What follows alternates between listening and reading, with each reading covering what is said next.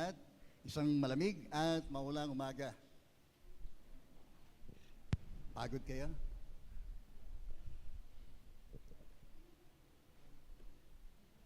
Okay. Tayo pong lahat ay muli ay tumayo. Buksan po natin ating dalang Biblia dito po sa Isaiah chapter 6.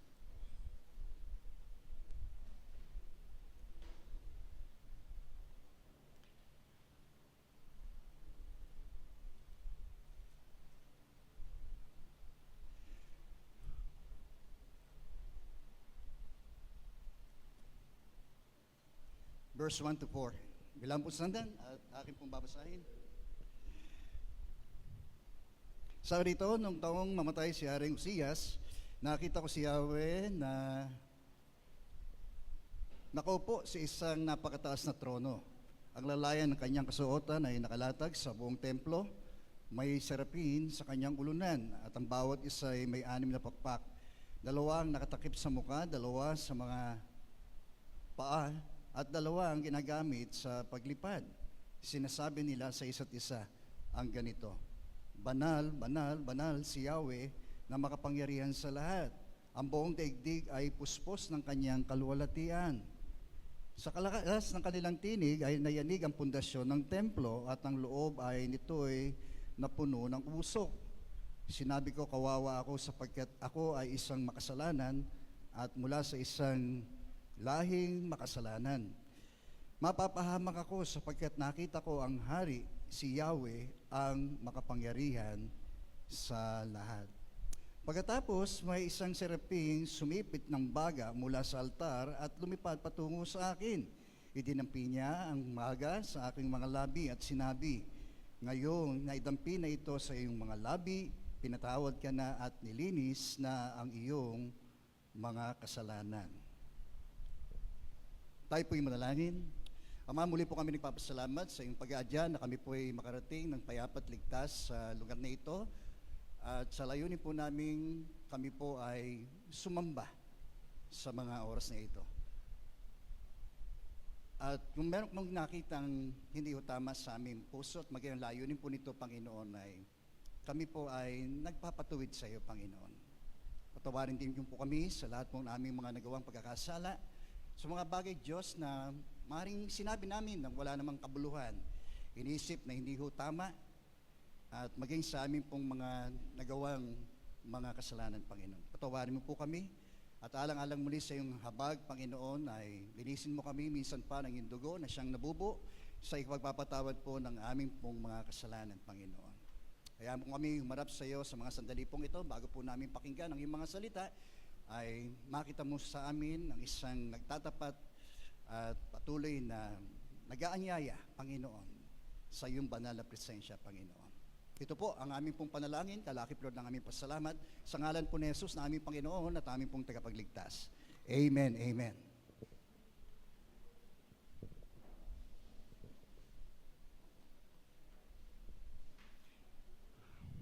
So nice mo ka na, mensahe po ng Diyos sa umagang ito, God's holiness. No? Isa sa marahil nga pinaka-core ng being ng Diyos, kung sino siya, ay yung kanyang kabanalan. No? So, ibig sabihin nito, what it means to be holy. No? Sabi rito sa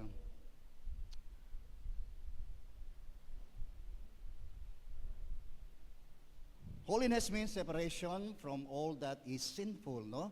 Ang pagkahiwalay sa lahat ng kasalanan, impure o marumi at hindi ho ganap o perpekto. Yan o ang ibig sabihin, same plain meaning ho ng holiness, no? So, complete separation, no, ng Diyos sa lahat ng kanyang mga nilikha. Okay, kaya sa ganang atin, napakalayo ho talaga natin kung para ho tayo sa kabanalan ng Diyos. So, at gayon din naman, sapagkat yamang ito ang ipinakahulugan dito sa kabanalang ito, ay hinihimok din ho tayo ng Biblia na tayo po'y humiwalay. Ano po? sa sanlibutan ito, no? Sinasabi roon sa Romans chapter 1 verse 2, mag-iba na kayo ng isip at diwa at wag na tayong makiayon sa takbo ng sanlibutan ito. So we are called to separate, no, sa lahat ng mga taliwas sa paghahari ng Diyos sa atin, no? Ang sanlibutan ay lumalarawan po doon sa ating ginagalawang sanlibutan. Ano po? Itong tinatawag po nating visible world. Sa ganon din, nilarawan din ang sanlibutan doon po sa sangkatauhan. Tayo na mga namumuhay dito sa mundong ito. At kadalasan, yung gamit ng sanlibutan sa Biblia ay patungkol doon sa sistemang umiiral dito sa sanlibutan ito. Kaya lahat ng filosofiya, batas, prinsipyo, kalakaran, pamumuhay, ng lihi sa pamumuhay, batas, utos, no, prinsipyo ng kaharian ng Diyos, yun po yung sinasabi po nating sa sanlibutan. At dito po tayo, ipinaiiwas ng Diyos na humiwalay tayo sa ganang mga bagay na ito sa sanlibutan. Nagkakaintindihan ho ba tayo? Ano po? Para tayo humuli sa sanlibutan, kailangan ho tayo umalis dito. Ano po? Pero habang tayo narito, ay hinimok tayo na maging iba tayo. Make a difference in this world. Amen, no? Tayo ng mga Kristiyano, no, na dapat ay gumawa tayo ng kakaiba. Mag-iba tayo sa pangkaraniwan, no, na namumuhay dito sa sanlibutan. Okay? So we are called to separate, no? At gayon din, no, na tayo ay maiwas sa lahat ng karumihan, no, na umiiral dito po sa sanlibutan ito. Kaya nga, hinimok tayo na magkaroon na tayo ng pagbabago ng ating kaisipan, no, sapagkat bilang mga makasalanan sa dati nating buhay, pamumuhay, ay mentally, tayo po, ang isip po ng tao, ay pawang, hindi naman sa lahat ng pagkakataon ay masama, pero dahil nga ho sa likas ng pagiging makasalanan ng tao, ang iyang kaisipan ay nasa malayo sa kalooban ng Diyos. Ano po? Maging ang mga saloobin ng tao, kanyang mga hinahangad, ay malayo sa mga bagay na may kinalaman sa kaharian ng Diyos. Pero ngayon tayo mga naging Kristiyano na, tayo tinawag sa isang banal na pamumuhay. Amen. Holiness means separation from all that is sinful, impure, and imperfect. No? Yamang din lamang tayo ay binahagi na ng Diyos nitong kanyang kabanalang ito nung tayo ay sumampalataya kay Kristo. Yan ang isang posisyong ipinagkaloob ng Diyos sa atin sa lahat ng mga sumampalataya kay Kristo. Kung babasahin din natin yung mga sulat ni Paul, no, may mga talata po roon na naghahayag na ang kanyang mga sinulat ng mga mananampalataya ay tinawag po niyang mga banal. Sige nga po, tingnan nyo nga yung katabi niya. Yan. Sabi mo sa kanya, banal ka. Yan. Parang hindi kayo makapaniwala.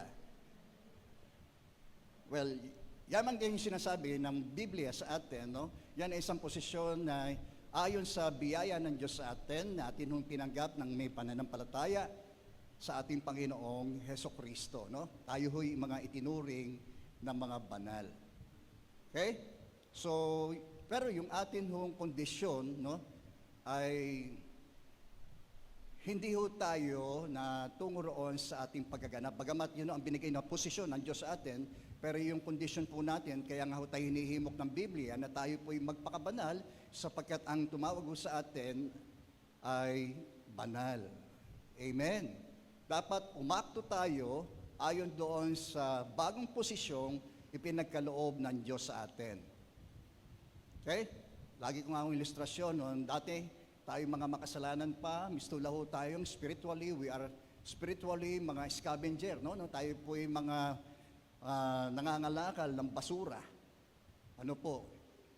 Siyempre, yung nature ng trabaho natin noon, spiritually, ay marumi. Ano po? Kung sa ganang atin, tayo po yung mga marurumi sa kasalanan. Pero yamang tayo'y tinawag ng Diyos, no? At pinagkalooban tayo ng bagong posisyon. Mula roon sa pagiging scavenger natin, ay ginawa ho tayo ng Diyos na kanyang general manager. Amen. Mga managers. Amen. So bilang mga managers ay kailangan umakto tayo sa ating bagong posisyon. Siyempre, kalakip na yan, binihisan na tayo ng Diyos ng bagong damit, no? Yung damit ng kanyang katwiran at kabanalan. Di ba? Mula dati sa ang ating damit ng kasalanan ay pinalitan niya ng damit ng kanyang katwiran at kabanalan. Amen. So yamang tayo po ngayon ay nasa ganung kalagayan nang tayo ho'y sumampalataya, dapat umakto tayo, kumilos tayo, mag-behave tayo ng gaya ng bagong posisyong aangkop sa atin. Nagkakaintindihan ba tayo? Siyempre, hinango na tayo doon sa pagiging scavenger. Kailangan pa ba na manager ka na namumulot ka pa rin ng basura? Marumi pa rin ang yung mga ginagawa? Siyempre, hindi na po. Okay? So, yun lang ho, marahil lang magandang ilustrasyon na dapat tayong umakto doon sa ating posisyong ibinigay ng Diyos sa atin. Nagkakaintindihan ba tayo? Amen. Salamat po rin sa dalawa. And what it reveals about God, no? Ano nga ba ang inihayag nito sa Diyos? Yamang ang Diyos ay banal, ito po ang siyang atin humapangahawakan. God's holiness assures us that He is trustworthy, no? Titiyak natin, yamang ang Diyos ay banal, ay siya ho ay atin humapagkakatiwalaan. Ibig sabihin, hindi niya tayo gagawa ng masama. And that's the very nature of God. God is holy, di po ba? Kaya nga separate siya sa anumang impurities, sa anumang masama at maruming mga bagay. At gayon din, He will deal with us, no, na tayo ho ay makapagkakatiwala sa kanyang pakikitungo po sa atin. Amen. So, mapagkakatiwalaan na ng Diyos ay hindi kailanman gagawa sa atin ng masama. Kaya nga sinasabi ni Santiago, no, ang Diyos ay hindi matutukso na masama. At hindi naman niya tinutukso ang bawat isa para gumawa ng kasalanan. Okay, marahil nga ang pagsubok ay galing sa Diyos para subukin ang ating pananampalataya, pero yung temptation galing sa masama. Okay, kay Satanas, ganun lang ho kasimple yon. Evil in nature, di po ba? Ang layunin ng pagtukso sa atin ay para tayo ay ihatid o ibagsak sa pagkakasala natin sa Diyos. Okay? Kaya nga, ang tanaw ni James na sa ating dumaranas ng iba't ibang pagsubok, ay tanawin daw po natin ito na meron pong kagalakan. Magkaroon tayo ng joyful attitude with regards doon sa mga trials na dumarating po sa buhay po natin. And regard doon sa temptation, ay ma-assure natin na bibigyan din tayo ng Diyos ng kalakasan upang mapagtagumpayan natin ang mga tuksong dumarating po sa atin. Pagkarawan sa panahon na tayo po ay dumaraan sa mga tukso ng buhay, okay, ay mapagtatagumpayan po natin yun o nang mayroon ng pananampalataya sa Diyos. God's holiness assures us that He is trustworthy, no? Mapagkakatiwalaan pa niya, natin ho siya. And His holy will, ang kanyang banal na kalooban, ay malaya sa anumang uri ng tanong. Di ba? So, kung alam natin, ang Diyos ay hindi ho gagawa ng masama sa atin, ano po, ano man dumating na masama ho sa atin, hindi natin isisisi sa Kanya kung bakit tayo umantong sa ganong klase ng sitwasyon sa buhay. Amen. Never na, kahit si Job, di ho ba? Never niya sinisi ang Diyos. Alam niya ang Diyos ay banal, siya ay mabuti, no? Na kahit doon sa kanyang pinagdaanan mga dilubyo ng buhay, bagyo ng buhay, ay sinabi roon na hindi nagkasala si Job kahit sa kanyang mga salita. No, naway, ganun din ho tayo, no? Matulad ho tayo, sinabi ni Job na ang Diyos ang nagbigay, ang Diyos din ang may kapangyarihang kumuha. No, sa kabila daw po ng lahat ng nangyaring yon, si Job ay hindi daw po nagkasala sa Diyos. So, maalala natin, ano po, nakapag tayo ay nasasadlak sa masamang bagay, o minsan, tanungin natin ating mga sarili, baka ito ay bunga ng ating mga maling desisyon sa buhay. Yung ba? Yung ating mga maling pagpili. So, yun ang mga bagay na kung minsan ay wag natin isisi sa Diyos sapagkat tayo ho ang siyang gumagawa ng ating mga pagpili sa buhay na ito. And if we choose, no, the will of God, no, God's holy will, ay tiyak na tayo ho ay hahantong dito sa isang mabuting magpapasya desisyon sa buhay. Amen. So mapagkakatiwalaan na yan, kanyang banal na kalooban ay magiging malayo tayo sa question. Di ba? Hindi natin sisisihin ng Diyos. Diyos, ba't mo ako ginawa ito? Ba't nangyari sa akin ito? Di ba? Sapagkat ang Diyos ay kailanman ay hindi ko siya gagawa ng masama. Pangatlo, since He is holy, no, yamang ang Diyos ay banal, siya ho ang ating modelo ng perfection. Ano po? Siya po ang modelo ng ating kabanalan. Never na tayo po ay magiging perpekto. Amin po ba? So, pero ito ang ating dapat magsikapan sa tulong ng Diyos sapagkat yun naman sinasabi ni Jesus, di po ba? Kayo maging asin at ilaw ng sanlibutan. No? At wala hong nagtatago ng liwanag doon sa ilalim. No? Kundi ito ay inihayag kung saan ito dapat ilagay. So, gawin din naman tayo, no? Be a light of this world, no? Saan man tayo naroroon, tayo may nasa paaralan, nasa ating tanggapan, nasa atin mang kanya-kanyang buhay, tahanan. So, be a light of this world. Di po ba? Yan ang hinihimok sa atin ng Diyos, no? Kayo'y maging ganap, gaya daw po ng ating Ama sa Langit na ganap. Purihin po ang Panginoon. Amen. So, paano naman ito nakaka-apekto ho sa atin? Ang kabanalan na ito ng Diyos sa buhay ho natin. So, una, without holiness, we would not be able to fellowship with Him. Kung wala daw pong kabanalan, hindi ho tayo makakapag-isa ho sa Kanya. Never, no? Ayon doon sa 1 John chapter 5. Okay, basahin ho natin. So ito ang aming narinig sa Kanyang anak at ipinahayag naman namin sa inyo, ang Diyos ay liwanag at ang walang anumang kadiliman daw po sa Kanya. Kung sinasabi natin tayo may pakikiisa sa Kanya, okay? We say we have fellowship with Him, no? Ngunit, tingnan nyo po ngunit namumuhay naman tayo sa kadiliman, ay tayo daw po ay nagsisinungaling at hindi namumuhay ayon sa katotohanan.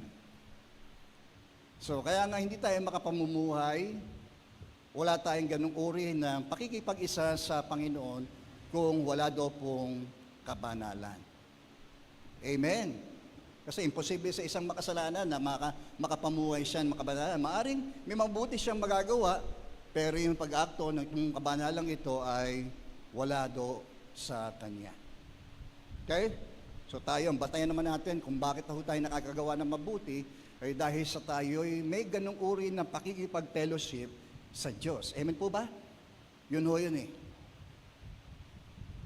Yun ang batayan natin. Kung bakit man tayo nakakagawa ng isang mabuting bagay, may tayong mabuting kaisipan, may mabuti tayong mga hangarin, dahil meron do tayong pakikipag-isa sa Panginoon. Amen. Glory be to God. Number 2. Okay po. Okay. Paano ito nakaka-apekto sa atin? Itong kabanalan ng Diyos. And we have no freedom from the bondage of sin. Okay? Tayo po ay nasa pagkaalipin pa sa kasalanan. Amen, no? So, lahat tayo nagkasala. Aminado tayo doon, no? Walang sino man na nabuhay sa daigdig na aariing matuwid ng Diyos sapagkat no one is righteous, no? Kahit na mo yung the most religious people, no, yung mga Israelites, ay bagamat sila ay mga tumanggap ng maraming mga pagpapalang spiritual mula po sa Diyos. Tulad ng sabi sa Romans chapter 9, sa kanila nakipagtipan ng Diyos. No, sa kanila ibinigay yung tamang uri ng pagsamba, tamang seremonya with regards doon sa pag-aalay po ng handog sa Diyos. Sa kanila rin nagmula yung mga patriarka. No, gayon din, no? Sa kanila nagmula si Kristo na isang tunay na Israelita. Pero sa kabila ng gano'n, no, yung kautusan binigay din ho sa kanila. No, yung moral law, lahat ng mga kautusan, yung mga fundamental law na binigay ho ng Diyos sa mga Israelita, sa kabila ng lahat ng iyon, ay sila pa rin ay itinuring ng Diyos na mga makasalanan. Kaya nga, sa kanilang pagsunod sa kung anumang pagsisikap nilang makagawa, ayon sa kautusan, ay kahit sila, no, na binigyan itong kautusan ito, ay nabigong sundin ang lahat ng ito.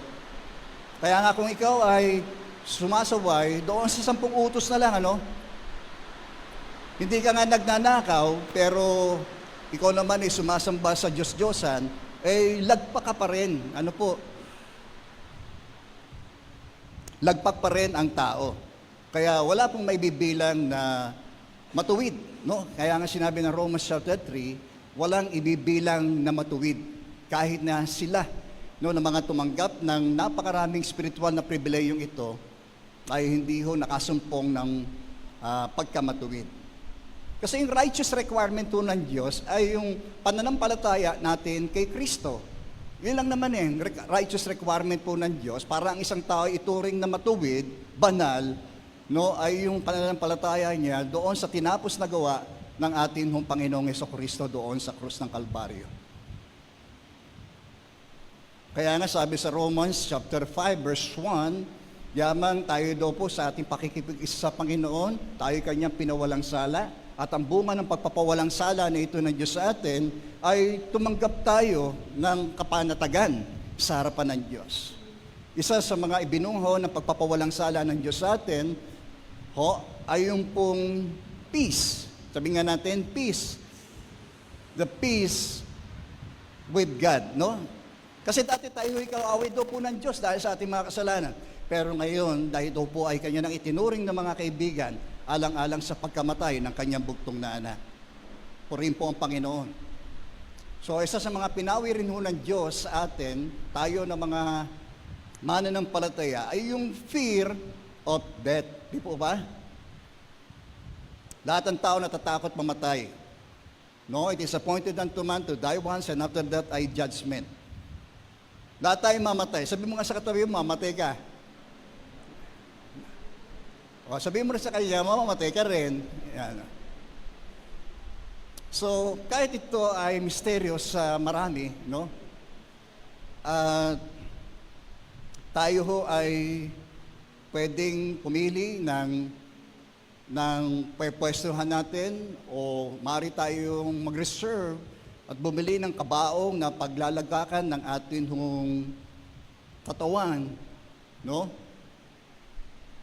At bumili ng lupa sa sementeryo. Pero wala hong makakatakas sa kamatayan. Amen po ba? No? Kung paano raw po ang hangin ay hindi daw po mapigilan ng tao, gayon din daw po ang pagdating ng kamatayan. At ang kamatayan daw po ay wala daw pong pinipili. Mayaman ka man, mahirap ka man, reliyoso ka man o hindi, mabuti ka man o masama, nakapag-aral ka man o hindi. No? Ang lahat ay vulnerable na mamatay. Amen. No? Anytime, anywhere, pwede tayong mamatay. Marami pong mga nagplano para po sa araw na ito, pero who knows na yung planong yon ay mangyayari. No, marami mga nakatulog nga raw, pero hindi na nagising. At salamat, no? Nagising pa ho tayo. Amen. Palakpakan muna natin si Lord. Amen. So, kung tayo daw po ay mga hindi pa na mga naging mananampalataya ni Kristo, tayo daw po ay nasa ilalim pa no, ng pagkakaalipin ho natin sa kasalanan. Sin is our taskmaster nung araw, di po ba? Kung ano yung dinidikta nito sa atin, kung ano inudyok ng kasalanan sa atin, dahil tayo po ay likas na makasalanan, yun ho ang ating sinusunod. Dahil tayo po ay mga alipin ng kasalanan. Okay? Alipin ka ng mga bagay na iyong sinusunod. Okay? Pero yamang si Kristo, no? Tayo ay kanyang pinalaya. Yamang tayo do pong pinalaya ng anak, lubusan na ho tayo po pong malaya na. Dahil kay Kristo, nasabi nating tayo po ay mga malaya na. So hindi na tayo sunod-sunuran. Kaya meron na tayong kapangyarihan sa magitan din ng Espiritu Santo upang siya rin naman ay bagong likas na ibinigay ho ng Diyos sa atin upang magawa natin, mapagtagumpayan natin ang anumang uri ng naging pagkaalipin ho sa atin na anumang uri ng kasalanan. Kaya nga lagi tayo nihimok, no? Sabi nga ni Paul doon sa mga believers sa Galatians, walk by the Spirit, no? Tayo'y lumakad ayon sa patnubay ng Espiritu Santo para hindi daw po nating magawa yung mga gawa ng laman sa buhay ho natin. Okay po? Yan. Kasi yung gusto ng laman, ayaw ng Espiritu, at yung gusto ng Espiritu, ayaw ng laman. Kaya sa panloob, meron tayong struggle at pakikibaka, no? At ito'y nagpapatuloy magpahanggang ngayon. At magpapatuloy hanggang sa tayo po ay bawian ng buhay. Pero kung sino nga po ba ang ating higit na pinalalakas, no, at atin hong binibigyang halaga, you know, ang patuloy na mananaig sa ating buhay. Kaya nga, you will know them by their fruits, di po ba? Tayo mga Kristiyano, makikilala tayo sa atin ng mga bunga. Doon na lang ho ang ating difference, no, na makikilala tayo sa kaibahan natin doon sa mga pangkaraniwan. Okay? And we have balik tayo ron. We have no hope, like Isaiah said, no? Dati, wala tayong pag-asa. Sabi niya roon sa Isaiah chapter 6, sinabi ko, kawawa ako sapagkat ako'y isang makasalanan.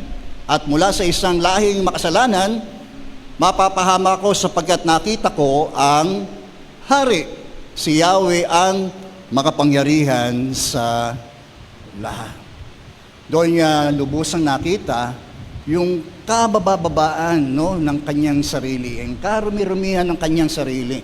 Kaya ito ang kanyang nawika.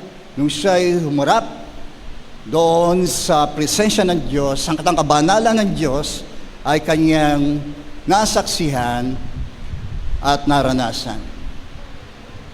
Praise God. Okay po? Amen. Pangatlo, yan. We would not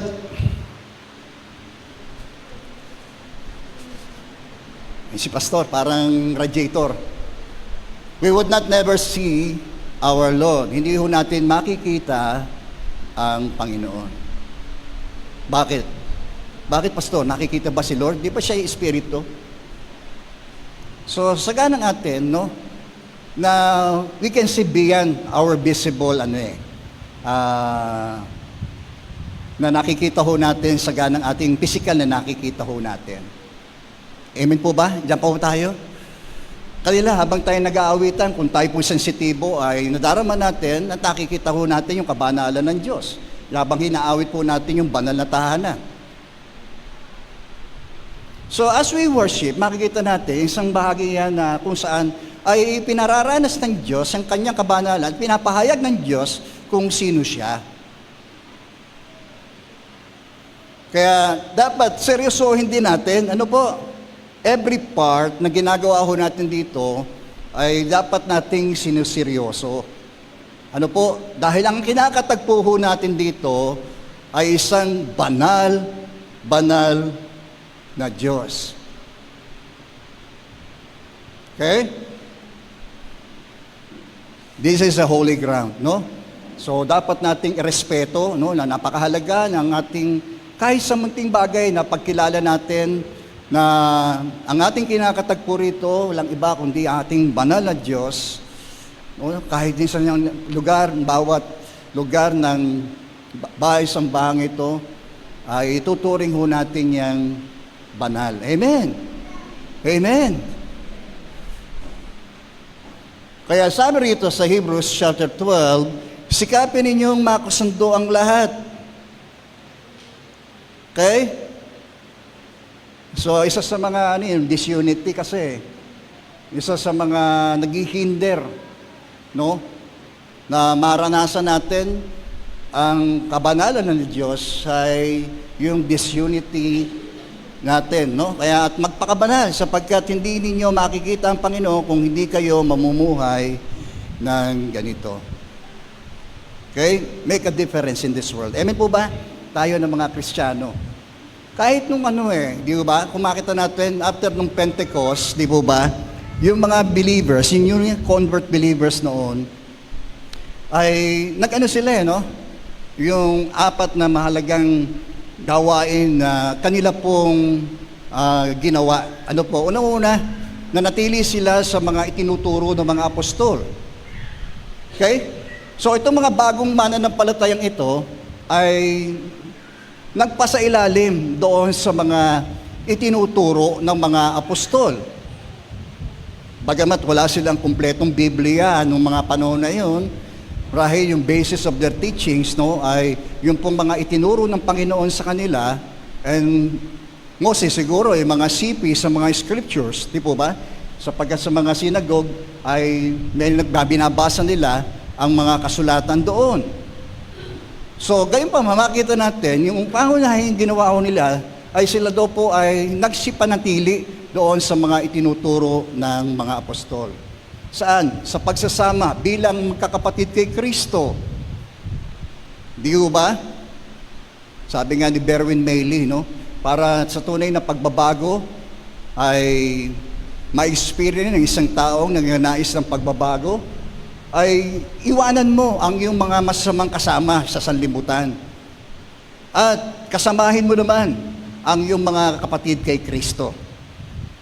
No? So, sikapin mo daw, kung gusto mo talagang magkaroon ng pagbabago sa iyong buhay, sikapin mo na yung mga makakasama ay yung mga taong malapit sa Diyos. Okay po? Yung gumagawa, nagsisikap na gawin yung kalooban ng Diyos at hindi magiging malayo rin na ikaw ay makatulad din po nila. Naniniwala ko ba tayo ron? Siyempre, kahit ako naman noon di ba? Kailangan kong magpasya na iwan ko ang aking mga dating mga kasama sa sanlibutan. So, very risky sapagkat ano ang sasabihin sa akin ng tao, aking mga kaibigan, kapag ginawa ko po yung ganung uri ng pagpapasya. At akin naman makakasama, yung bagong aking makakasama na may pagkatakot sa Diyos. So, sa matter of decision, ano po? Ano pinipili natin, doon tayo lilid. Kaya nga sinasabi ni Jesus, di po ba? Sikapin ninyo na pumasok doon sa makipot na pintuan. Kasi, mas malawak at mas malapat ang daan, ngunit ang dulo nun ay kapahamakan at kamatayan. Kasi yun ang gusto ng tao, maging malaya sa anumang bagay. Di ba? Ganyan tayo dati. Gusto natin maging malaya tayo sa anumang gusto nating gawin. Okay? Pero ikaw tayo nakakilala kay Kristo. No, ang ating pangunahing panalangin ay yung aking kalooban, kundi ang kalooban ng Diyos ang mangyari at ating magawa sa ating buhay. And part of it, no, nakalooban ng Diyos ay tayo ay napabilang sa sambahayan ng Diyos, sa pamilya ng Diyos, kaya dapat tayo ay nakikitungo, nakikiisa sa ating unang-una pakikiisa sa Diyos at hindi pakikiisa natin bilang magkakapatid kay Kristo. Amen po ba? Kaya nga sabi ng awit, napakaligaya at kahanga-hanga sa ating pagmasid. Ang nagkakaisa, laging sama-sama na magkakapatid. Na kahit daw po tayo may problema at wala tayong pera, di ba't laging masaya? Tingnan nyo nga yung katabi nyo. Tanungin niyo siya, masaya ka ba? Ano ang nagpapasaya sa iyo? Amen. So, sapagkat hindi nyo makikita daw po ang Panginoon kung hindi kayo mamumuhay ng ganito. So, yung pangatlong ginawa ho ng mga early believers na ito, yung the breaking of the bread, nagsasama-sama nila sa paghahati-hati ng kinapay. Ang purpose po nun, para ma-refresh lagi sa kanilang isipan, puso, kalooban, yung ginawa ni Kristo. Di ba? Magpapaalala yun. Di ba? Yun yung naman sinasabi ng purpose ng banal na hapunan eh. Di ba? Gawin nyo ito bilang pag-ala-ala sa akin, sabi ni Kristo. Kaya every time, no? Dati everyday nga nilang ginagawa yun eh. Para araw-araw nare-refresh sila. Dahil sa kanilang pananampalataya, na-experience nila yon. Yung pagpapatawad ng Diyos, higit sa lahat yung pag-asa ng buhay na walang hanggang ipinagkaloob sa lahat ng sumampalataya. Glory be to God. Amen. And yung pang-apat, yung prayer. Di ba? Sila ay nanatili nila sa kautusan ng mga tinuturo ng apostol, pagsasama-sama bilang magkakapatid, fellowship, sa breaking of the bread, and prayer. Lagi sila nagkakatipon sa pananalangin. Tayo meron tayong corporate prayer pagka nandito tayo every Friday.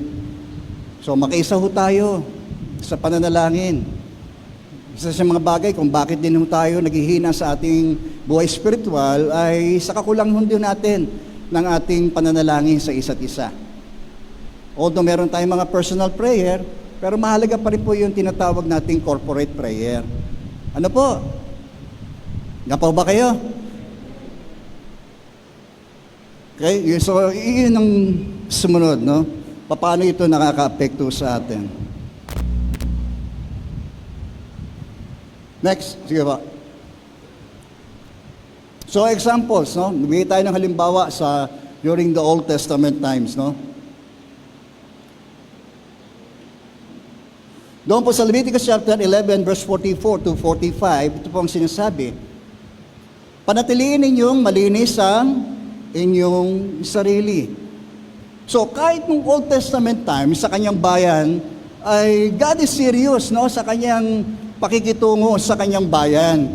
And the same way, sa atin, kapanahunan, gayon din natin dapat tanggapin kung paano ang Diyos ay seryoso sa pakikitungo sa atin, dapat din nating seryosohin ng atin ng relasyon sa Kanya. Amin po ba ron? Wala nang amin. Okay. Panatiliin daw po natin. Tingnan niyo po. Paano tayo natin magagawa yun? Sa gaan ng ating talaga, hindi natin magagawa ho yun. Kaya kailangan nga natin yung empowerment patuloy ng banal na Espiritu sa buhay ho natin. Amen. No? Panatilin ninyo malinis ang inyong sarili sapagkat akong si Yahweh na yung Diyos ay banal. Ako ang naglabas sa inyo sa Ehipto. Okay, ang Ehipto ay larawan ho ng sanlibutan. Larawan din yan ng mga taong namumuhay sa kasalanan, yung mga taga roon. Okay, di ba? Yung mga Israelita sa kanilang paglalakbay, di ba? Matapos na yung kanilang mga nakasama ron, naka-impluensya sa kanila na manawa doon sa kanilang paglalakbay na yon. Nanaig yung kanilang mga makalamang mga hangarin. Kaya sila yung mga nadamay, nahawa ko sila. So sabi nila, bumalik na lang tayo sa Ehipto. Doon kahit alipin tayo, kahit binubusabos tayo, nakakakain naman tayo ng masarap. Handa po kayo? Meron na bang nangangatwin yan? Buti pa nung ako'y nasa sa mundo. Hindi ako naghihirap ng ganito. Minsan para bagang yung pagsisisi, isinisisi sa Diyos doon sa mga masamang nangyayari sa atin sa buhay nating mga Kristiyano. Okay? Kapag tayo na-discourage, ay tiyak. Hello. Hello.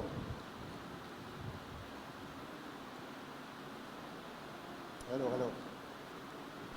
Check. Okay. Salamat. Okay? O wala na ho tayong babalikan sa mundo. Amen po ba?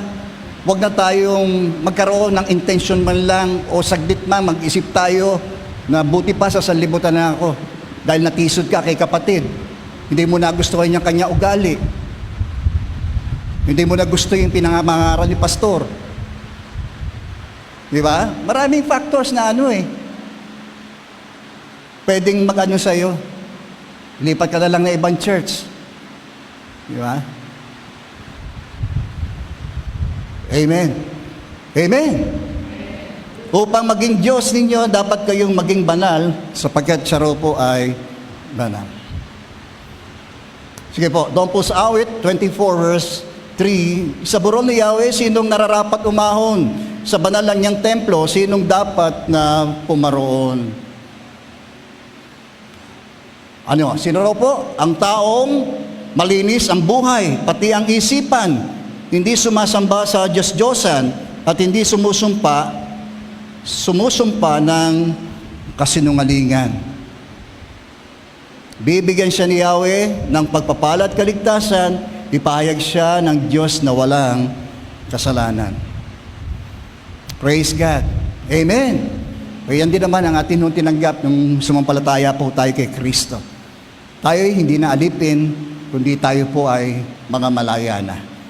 Di ba? Tingnan natin yung halimbawa po nung alibugang anak. Nung dumating siya doon sa point of realization, na namamatay siya sa gutom doon, no? Kahit daw po yung kanyang maalipin ng daw po ng kanyang ama sa kanilang tahanan, ay hindi daw po sumasala sa pagkain. Lumalabis pa po sa kanilang mga kinakain. Mga alipin po yun doon. Pero yamang siya po ay naroroon, nasadlak siya doon sa kababaan ng buhay, dahil na rin sa kanyang pagsuway, sabi niya, ako'y namamatay dito sa gutom. So salamat, sabi, dumating siya sa point of realization, babalik ako sa aking ama. At gayon nga ho ang kanyang ginawa. At nung siya ho'y magbalik, ano ho ginawa ho ng kanyang ama? Siya po ay sinalubong, niyakap at hinagkan. Inutusan niya ang kanyang mga utusan at sinabi, palitan ng kanyang maruming damit. At ito po ay palitan ng bagong damit. Gayon din, no? Yamang siya po ay walang panyapak. Binigyan siya ng panyapak sapagkat yun ang isang tatak ng pagiging isang alipin, yung walang panyapak. Amen.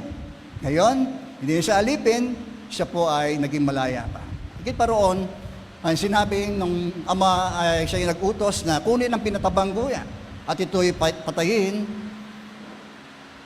at magdiwang tayo at magalak sapagkat namatay na ang aking anak na ito, ngunit nabuhay na muli. Purihin po ang Panginoon.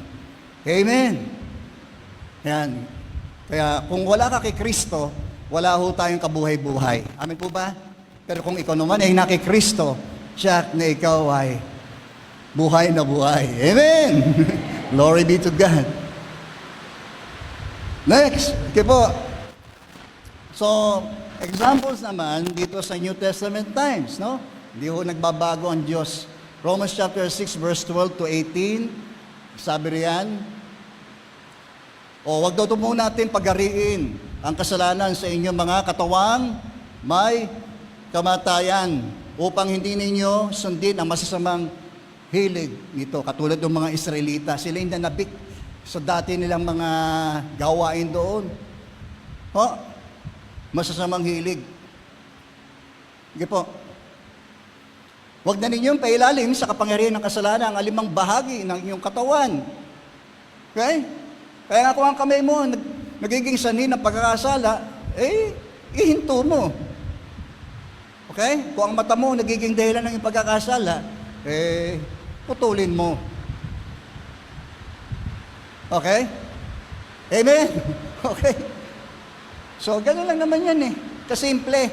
So, wag daw po nating paggamit ang alimang bahagi daw po ng ating katawan sa paggawa ng kasamaan.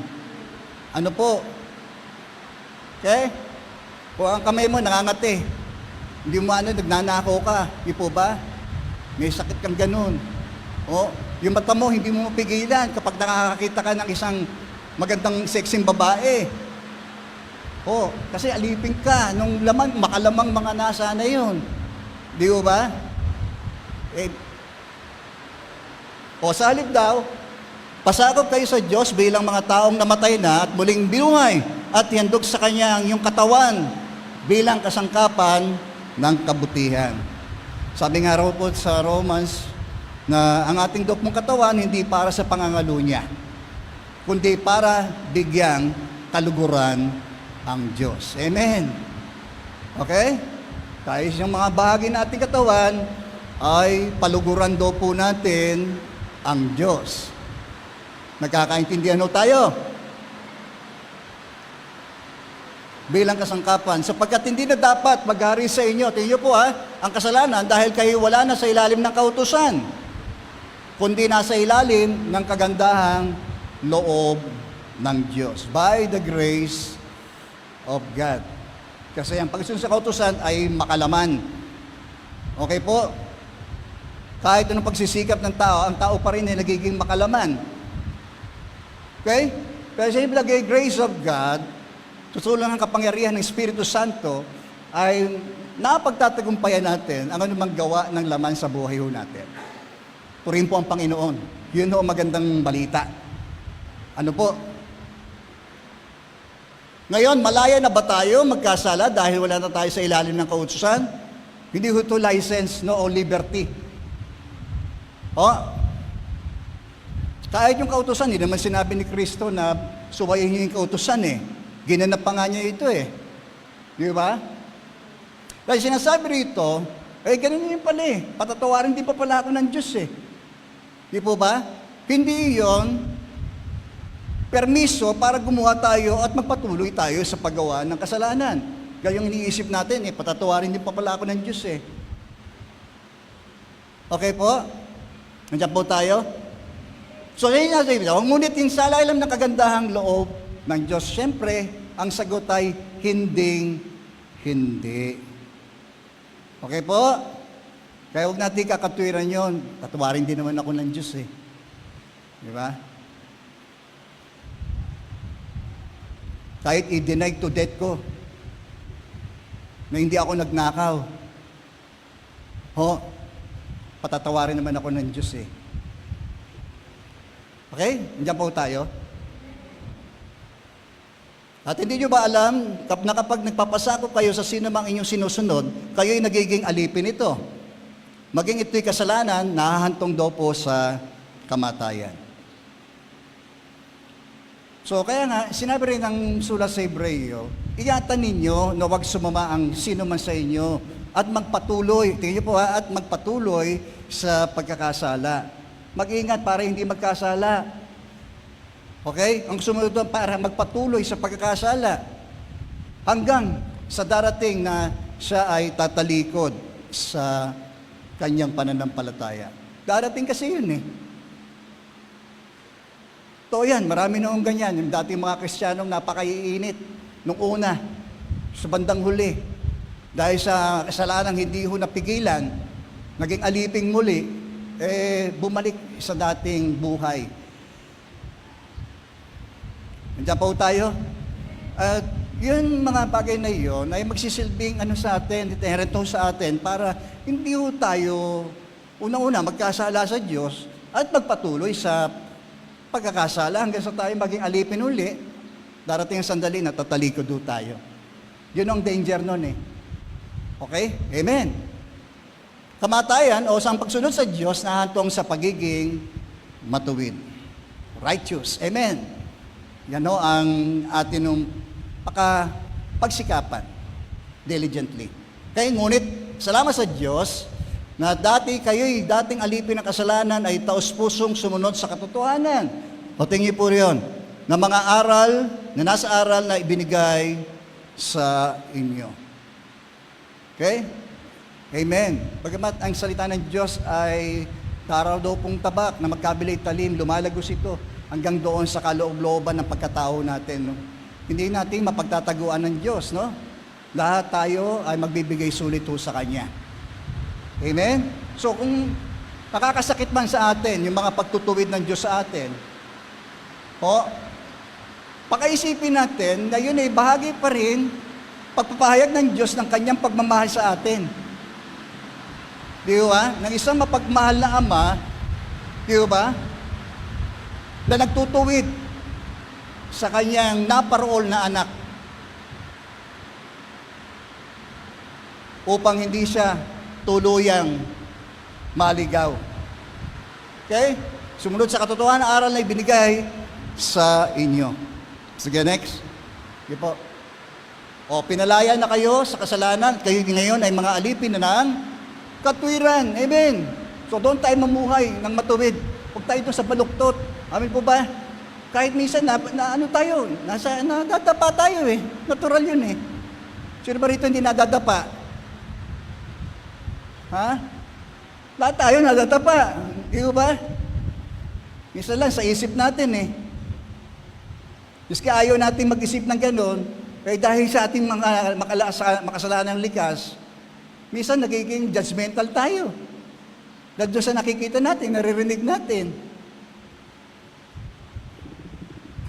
Di ba? Okay? Amen. So, kalooban ng Diyos na kayo'y maging, banal at lumayo sa lahat ng uri ng kahalayan. Purihin po ang Panginoon. Glory be to God. So, dito po sa 1 Peter, uli natin. At Thessalonians, ito pa, dapat maging banat, marangal at sa pakikitungo sa bawat isa sa kanyang asawa. At hindi upang masunod lamang ang pagnanasa ng laman tulad ng inaasal ng mga hintil na hindi nakakakilala sa Diyos. Okay? So, ang pag-asawa ay gawin ho natin yan sagrado. Amen po ba?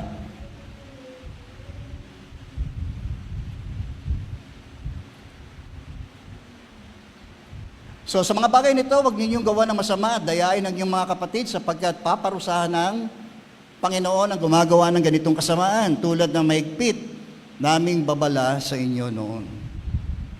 So kahit dito sa mga examples na ito, sa mga believers, sa mga Thessalonians, ito ang panawagan din ng Diyos. Tayo'y tinawag ng Diyos upang mamuhay sa kabanalan, okay, at hindi sa kahalayan. Purihin po ang Panginoon. Amen. So, maging tinukoy kasi dyan yung issue ng pag-aasawa. Di po ba? Pag-aasawa, turing ho nating sagrado ho yan. Amen po?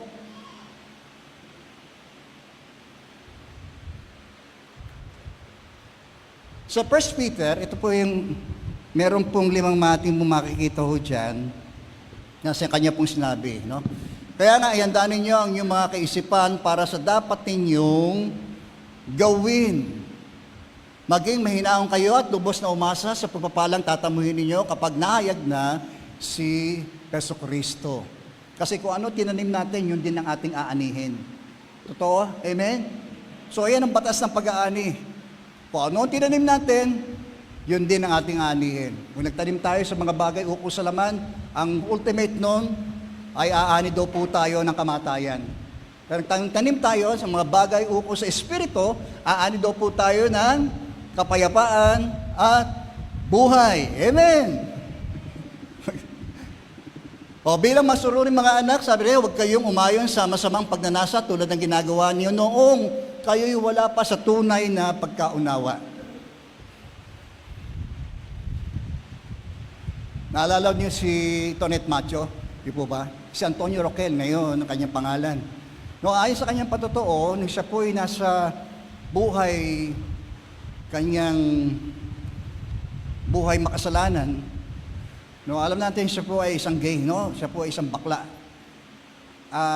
Ayon sa kanyang patotoo, habang siya po ay gumagawa ng kahalayan doon sa kanyang kwarto, ay napansin niya na yung doong repulto ng Santo Niño ay nakatitig daw po sa kanya at nakangiti.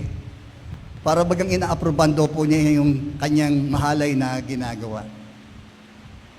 Nakakalungkot, no? Balikan yung kanya daw pong buhay na yon. Pero ang taong nakakaranas ng pagkakaalipin sa ganitong uri ng kasalanan ng kahalayan. Amen po ba? So, one of the pitfalls of leadership ay yung pong sexual immorality. Ano po? Kaya, kaingat po tayo. Mas binigyan tayo ng mas malaking responsibilidad, hahanapan tayo ng mas malaki.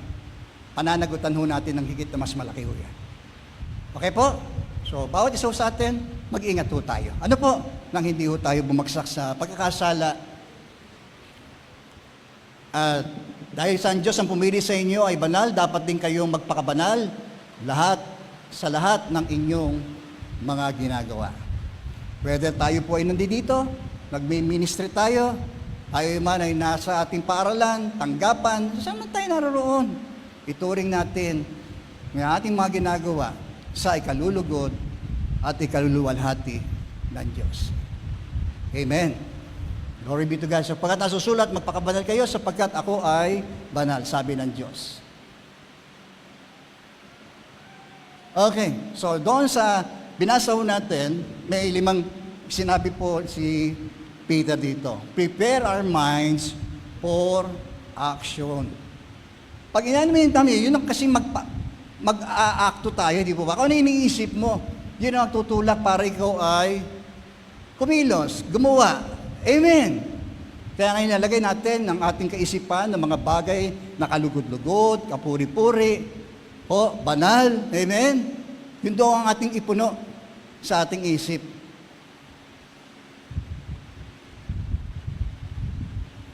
Naalala ko yung di ba? Sa isang sisidlan, kapag yun ay walang laman, pag yun ay nilagyan mo ng toyo, pag yun ay ibinuhos mo, toyo rin ang lalabas. Tama po? Ganun din, kung ano ang pinupuno natin sa ating isipan, yun din ang lalabas sa ating mga ikikilos, sa ating sasabihin. Dahil yun ang laman ng isip mo Andiyan po tayo. Di ba?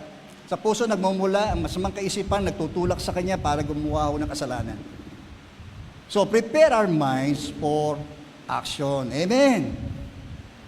Kaya sa natin, dapat may preparation tayo rito bago tayo magtungo rito. No, yung ating whole being, ay piniprepara natin para sa pagsambaho natin sa Diyos. Amen. Okay? Be self-controlled. Tayo ay maging mapagbigay sa atin ng mga sarili. Pangatlo,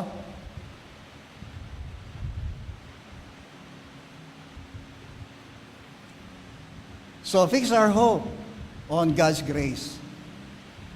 It's all by the grace of God. Amen po ba? Kung tayo may nagtatagumpay, it's all by the grace of God. Amen. Tayo si Paul nga, sinasabi niya tulong ko'y sapat sa iyong pangangailangan. Lalo na hayag ang aking kapangyarihan sa panahong ikaw ay mahina. My grace is sufficient for all your needs. Amen. That's the word of God. Fix our hope on God's grace. Okay? Pero natin abusuhin ang biyaya ng Diyos sa atin. Okay? And do not conform to our former lust. Huwag tayo makiayon doon sa ating dating mga gawi, na mga kasama kalamang mga gawi. Okay? Amen. And last po, and in all we do, be holy as God is holy. Yun po ay yung sinasabing 5 mahalagang bagay na kapaloob dito sa sinabi ni Pedro. In all we do, be holy. Amen. For God as is holy. Tayo po'y manalangin. Ama, nagpapasalamat po kami sa iyong mga salita, Panginoon. Muli mong binuksan ang aming kamalayan patungkol sa iyong pinaka-core of your being, Panginoon. Kaya mo ang iyong kabanalan, patuloy po namin maranasan, di lamang sa lugar na ito, Panginoon, kundi maging sa aming mga personal, kanya-kanyang mga buhay, Panginoon. Lagi naming seryosohin ang aming pakikitungo sa iyo, unang-una, at gayon din po ang aming pakikitungo po sa aming pong kapwa.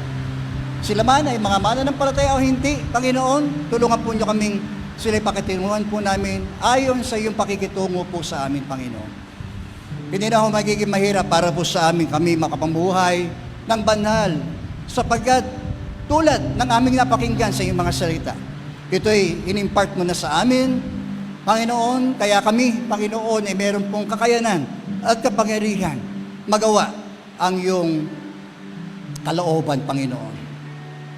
Kaya naman, kung may mga pagkakataon pa rin na kami po ay namumuhay sa kasalanan, saliksikin mo kami sa mga sandaling ito. Purify us, Lord, as we come into your presence, Panginoon. Tayo pong lahat ay tumayo. Pwede ba awitin natin yan? Purify your people.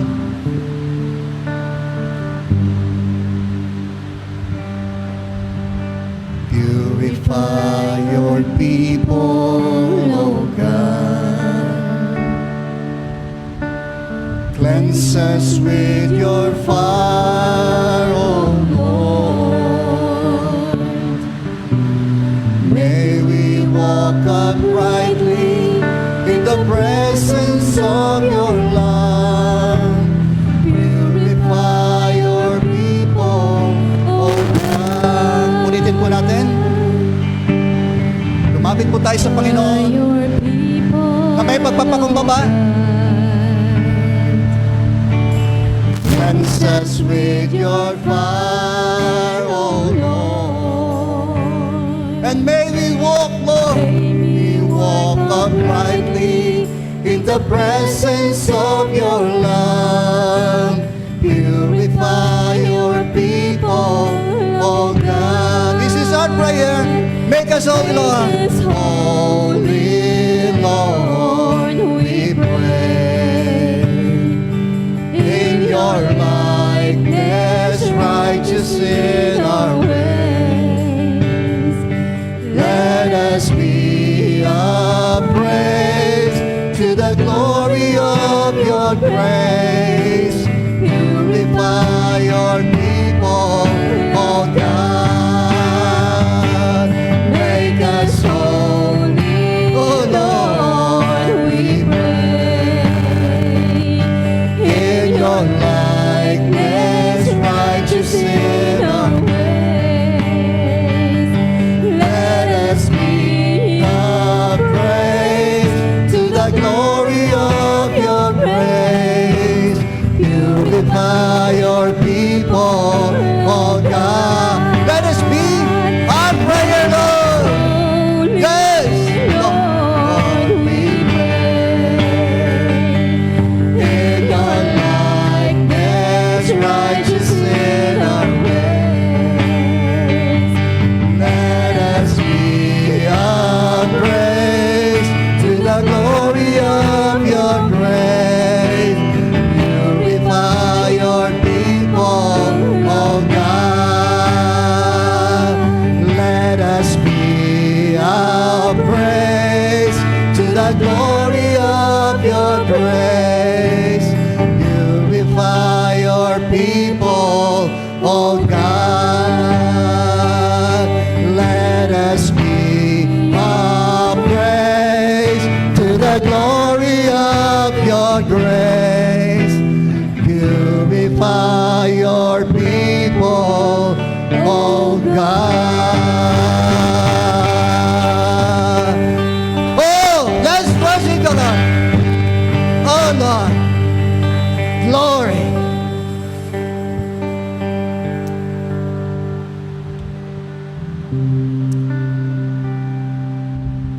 Glory be to God. Let the beauty of holiness, Lord, the beauty of your holiness, Panginoon. Aming Ama, salamat sa pagkakataong kami po ay makapaghandog ng aming taus-pusong pagsamba. At bilang pag-aalay, Panginoon, tanggapin mo muli ang aming buhay na ito bilang handog na buhay, banal at nakalulugod po sa iyo. Purihin ka, Panginoon. Ito pong aming samot panalangin sa pangalan ni Jesus. Amen. Amen.